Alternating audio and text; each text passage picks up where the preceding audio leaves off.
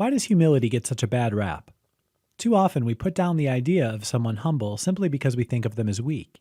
After all, if you had any real accomplishments or were worth knowing, you'd tell us, right? What's so amazing about humble people is just how much more confident and even competent they are.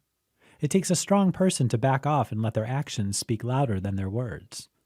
Only someone with a great deal of confidence can keep quiet about their achievements. It's the weak who have to puff themselves up to appear strong. With these thoughts in mind, being humble sounds pretty impressive. Now add this thought. It's actually good for your mental health to be humble. Here's how. There's less anxiety about the end.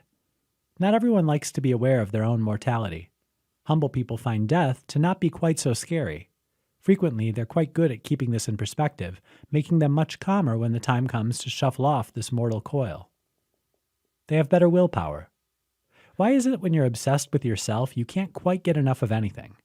Somehow the ability to put others first also means you're better able to put their needs first over yours. This has the odd effect of making humble people better at exercising self-control, a trait proven by multiple studies. You perform better cognitively.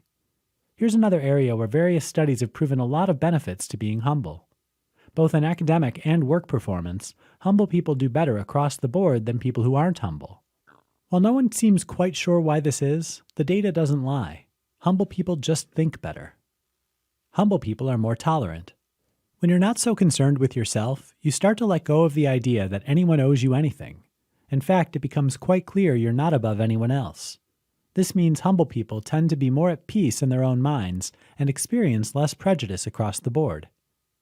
They experience more love.